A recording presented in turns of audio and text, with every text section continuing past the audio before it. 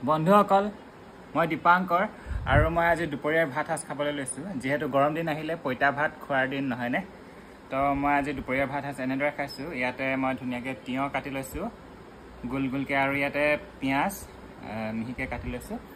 তাৰপিছতে জলকীয়া তিনিটা মই জলকীয়া নহ'লে নোৱাৰোঁ তাৰপাছতে ইয়াত কণী এটা দি দিছোঁ আৰু আলু দুটা আলু মোৰ খুবেই প্ৰিয় আৰু ইয়া গোল গোলকৈ মই কাটা নাই নেমু মই এনেদৰে কামুৰি খাই ভাল পাওঁ নেমু সেইটো কাৰণে মই ডাঙৰ ডাঙৰ নেমু দুটো কৰি লৈছোঁ আৰু ইয়াতে আহিছে মেইন বস্তু ইয়াত এইটো চালাড সৰু বিলাহীৰ চালাড লগতে বিট আছে পিঁয়াজ আছে জলকীয়া আৰু তিয়ঁহ আছে তো এনেদৰে কাটি লৈছোঁ ধুনীয়াকৈ আৰু মিহি মিহিকৈ পিঁয়াজো কাটি দিছোঁ তো এতিয়া খোৱাতহে কথা আপোনালোকৰ বাৰু এনেকৈ খাবলৈ ভাল লাগেনে মোৰ কিন্তু খুব ভাল লাগে মানে দিনটোলৈ মানে গাটো ঠাণ্ডা পৰি যায় আৰু মই ৰাতিপুৱা দি দিওঁ আৰু দুপৰীয়াও দিওঁ মানে বিশেষকৈ গৰম দিনত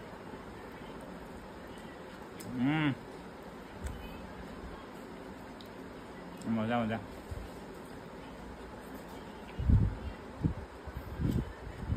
এতিয়া এইখিনি খাম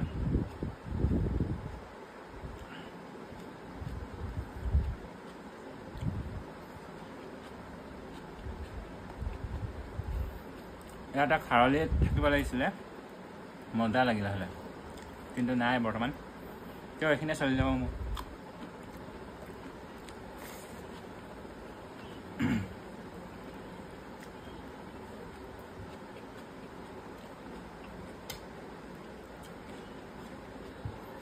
এতিয়া এইখিনি খাম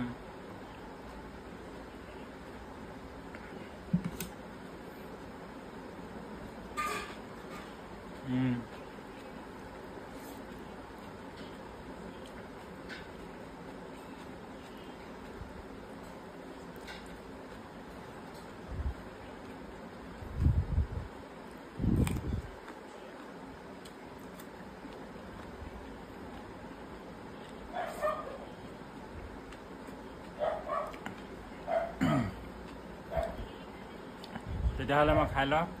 আজিলৈ আহিছোঁ আৰু এটা কথা কওঁ আপোনালোকেও যদিহে খাই বেয়া পায় খাবলৈ ষ্টাৰ্ট কৰি দিয়ক আপোনালোকৰ কাৰণে ভাল হ'ব তেতিয়াহ'লে বাই বাই মই খাই লওঁ